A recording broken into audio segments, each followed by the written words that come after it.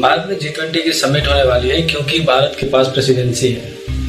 2022 से 23 तक यानी कि 1 साल के लिए प्रेसिडेंसी मिली थी G20 की भारत को। तो भारत में 8 से 10 सितंबर के बीच दिल्ली में एक समिट होने वाली है जिसमें वर्ल्ड के जितने भी टॉप मोस्ट लीडर्स हैं, जितने भी प्रेसिडेंट्स हैं, टॉप मोस्ट G20 के मेंबर्स, वो मिलने वाले हैं और कहीं ना कहीं भारत को इसमें बहुत ही ज़्यादा उम्मीद है, बहुत ही ज़्यादा आगे बढ़ने के कुछ मौके मिलेंगे यहाँ पे। चलिए आज इस वीडियो के माध्यम से मैं आपको G20 के बारे में फुल डिटेल्स में बताने वाला हूँ कि आखिर G20 क्यों बना और इसके पीछे का रीज़न क्या था, आखिर ये G20 बना किस कारण से है। तो G20 की शुरुआत हुई थी 1999 में, जिसका कारण रहा था 1997 का एशिया क्राइसिस। समय था 1997। जिस प्रकार से एशिया में इंफ्रास्ट्रक्चर डेवलपमेंट हो रहे थे, उद्योग में बहुत ज़्यादा बदलाव आ रहे थे, बहुत सारी इकोनॉमीज बहुत आगे बढ़ रही थी, जिसमें China, Vietnam, Thailand, Malaysia, Singapore जैसे देश थे। उस समय थाईलैंड के पास मौका था बहुत ही ज़्यादा खुद को इम्प्रोवाइज करने का, आगे पहुंचाने का। तो थाईलैंड ने अपने देश के सभी रास्ते खोल दिए FDIs के लिए और बहुत ही ज़्यादा नरम एक पॉलिसी, एक सॉफ्ट पॉलिसी लेकर के आई, जिसके मदद से बहुत ही ज़्यादा इन्वेस्टमेंट बाहर से आने लगे। बहुत सारी कंपनियों ने लोन लिया और उस लोन को चुकाने में सक्षम ना होने की वजह से थाईलैंड बहुत बड़े क्राइसिस में फंस गया।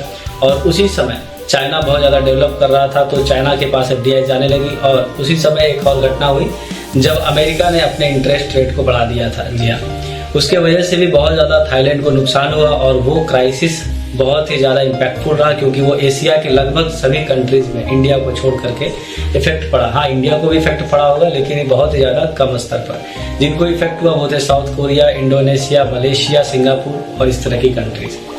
तो ये क्राइसिस 1997 में हुआ था और जिसके वजह से ये G20 नाम की एक बहुत बड़ी संस्था बनकर के सामने आई, जिसमें 20 मेंबर्स है। और ये 20 मेंबर्स पूरी दुनिया के 85% GDP का पार्ट है और 60% पॉपुलेशन और 75% ट्रेड का हिस्सेदारी रखते हैं।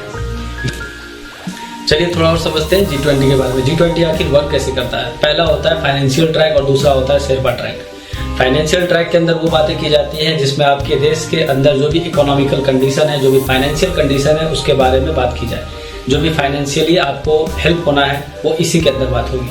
दूसरा ट्रैक होता है शेरपा ट्रैक। शेरपा ट्रैक का मतलब होता है, पहले इस वर्ड को समझिए, शेरपा। शेरपा का मतलब होता है मार्गदर्शक, और ये भारत के अंदर अभी अमिताभ कांत है।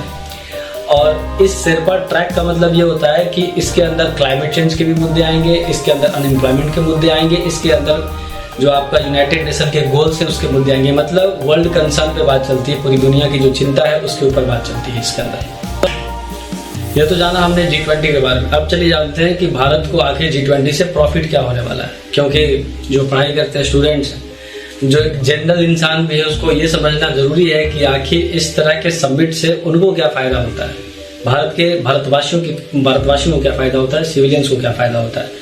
पहला बेनिफिट यह है कि भारत के लोगों को, भारत के समाज को पूरी दुनिया के सामने, पूरी दुनिया के लोगों के सामने रिप्रेजेंट करने का मौका मिलता है। जिस प्रकार से कतर में फुटबॉल वर्ल्ड कप का आयोजन हुआ था, उसमें कतर को कोई बेनिफिट नहीं हुआ, लेकिन कतर के लोग, कतर के समाज, कतर के जो कल्चर है, उसको पूरे दुनिया के सामने रिप्रेजेंट किया गया, दिखाया गया।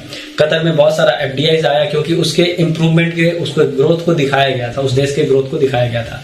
उसी प्रकार से हमारे पास भी मौका है कि भारत के ग्रोथ को, भारत के पोटेंशियल को, जो भारत की जो जनता है किस प्रकार से कार्यशील है, उसको दिखाया जाए, ताकि हमारे देश में बहुत ज़्यादा FDIs आए। एक पहला बेनिफिट हो सकता है इस समिट का।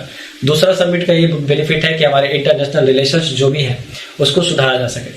हमारे चाइना के साथ जो रिलेशन है उस पर वार्तालाप करने से, बातें करने से जो भी प्रॉब्लम्स है वो ठीक हो सकती हैं, और भी देशों के साथ जो भी प्रॉब्लम्स है वो ठीक हो सकती है। आपको पता है वर्ल्ड में रसिया और यूक्रेन के साथ हमारा क्या रिलेशन है, और दोनों के जो बीच जो संघर्ष हो रहा है वो बहुत समय से चला आ रहा है।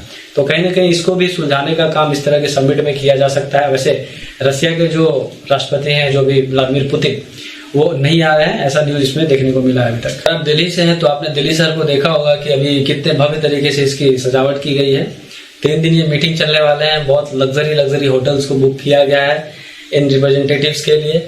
बहुत महंगी कारों को लाया गया है, इनके लिए बुलेट प्रूफ कार्स, जो कमांडोज होते हैं उनको तैनात किया गया है, जो भी स्नाइपर्स होते हैं उनको तैनात किया गया। हमारे एयरफोर्स को हाई अलर्ट मोड पर रखा गया है, अटैक मोड पे रखा गया। एक्चुअली वो कभी भी अटैक कर सकते हैं अगर इस तरह की कोई घटना होती है। मॉक ड्रिल्स किए जा रहे हैं, हेलीकॉप्टर से पूरे दिल्ली को चप्पे चप्पे पर नजर रखी जा रही है। तो इस तरह की चीजें की जा रही है, क्योंकि बहुत ही ज्यादा एक सुनहरा मौका है भारत के लिए और उसको खराब वो नहीं करना चाहता है। अगर आपको इस तरह के कंटेंट से कुछ फायदा होता है तो प्लीज चैनल को सब्सक्राइब कीजिएगा, लाइक कीजिएगा, ताकि मैं आगे भी आपके लिए, आप लोगों के लिए इस तरह के जो भी डेटाज होते हैं, जो भी इंपॉर्टेंट फैक्ट्स होते हैं, उसको सामने रख पाऊँ। Thank you.